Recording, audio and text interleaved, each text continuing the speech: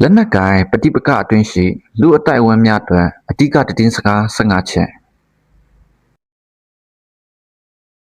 လက်နက်ကိုင်ပဋိပက္ခများတွင်အယက်သားများကိုအလေးထားကာကွယ်စောင့်ရှောက်ရမည်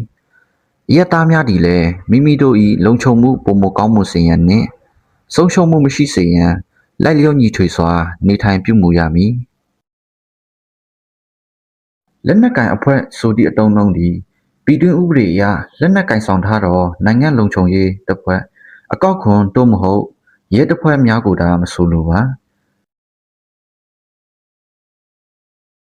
လက်နက်ကင်တပ်ဖွဲ့ဝင်ဆိုသည်မှာတိုက်ခိုက်ရေးကိုအစဉ်ဆက်မပြတ်လေ့ကျင့်လှုပ်ဆောင်နေသောလက်နက်ကင်ဆောင်သူများဖြစ်ပါသည်တိုက်ပွဲများတွင်ပါဝင်မှုရှိသူများအားလုံးကိုအယက်သားများဟုသတ်မှတ်ပါသည်အယက်သားများသည်အပြည်ပြည်ဆိုင်ရာလူသားချင်းစာနာထောက်ထားမှုဥပဒေအောက်တွင်ကာကွယ်စောင့်ရှောက်မှုရရှိထားသူများဖြစ်ပါသည်အယက်သားများနှင့်၎င်းတို့၏ပိုင်ဆိုင်မှုများအများပြည်သူဆိုင်ရာအဆောက်အအုံများသည်ကာကွယ်စောင့်ရှောက်မှုရရှိရမည်ဖြစ်ပြီးဥတီတိုက်ခိုက်ခြင်းမပြုရပါစစ်စင်ရေးများတွင်အမြဲတမ်းအယက်သားများနှင့်တိုက်ခိုက်သူများကိုခွဲခြားရမည်မခွဲခြားနိုင်ပါကအယက်သားဟုယူဆပြီးကာကွယ်ရမည်အယက်သားပိုင်ပစ္စည်းများတွင်နေအိမ်များစီးပွားရေးလုပ်ငန်းများစက်ရုံများဘာသာရေးအဆောက်အအုံများဆေးရုံများကျောင်းများဈေးများဟိုတယ်များအများပြည်သူတည်ယူပို့ဆောင်ရေးများပါဝင်သည်အယက်သားများအနေဖြင့်စစ်ဘေးအန္တရာယ်မှရှောင်ရှားနိုင်ရန်တပ်ပိုင်ပစ္စည်းများ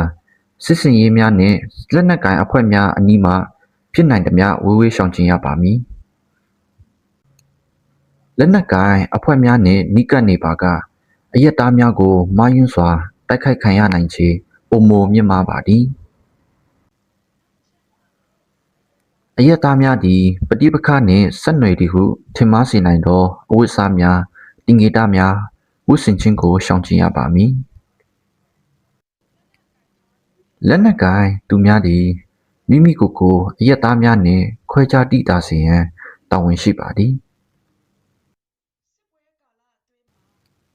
စစ်ပွဲကာလအတွင်းလက်နက်ကိုင်အဖွဲ့များကိုလက်နက်ကိုင်၍ပြန်လည်ဆန့်ကျင်ပါကအယက်သားအဖြစ်ကာကွယ်မှုဆုံးရှုံးနိုင်ပါသည်အယက်သားများကိုတပ်စခန်းအဖြစ်ခေါ်ဆောင်ခြင်းမပြုရပါတပ်စခန်းယူခြင်းသည်နိုင်ငံတကာဥပဒေအရတားမြစ်ထားသောစစ်ရာဇဝတ်မှုဖြစ်ပါသည်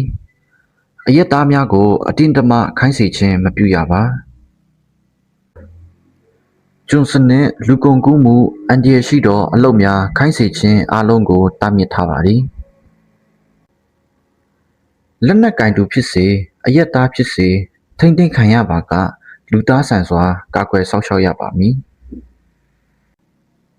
ညှဉ်းပန်းနှိပ်စက်မှုရက်စက်ကြမ်းကြုတ်မှုများကိုလုံးဝတားမြစ်ထားပါသည်စစ်ဘေးဒုက္ခသည်များအားနေရေးထိုင်ရေးအစာအာဟာရကျန်းမာရေးလုံခြုံရေးအတွက်လုံလောက်သောထောက်ပံ့မှုများပေးရပါမည်မိသားစုဝင်များကိုခွဲခြားမထားရပါ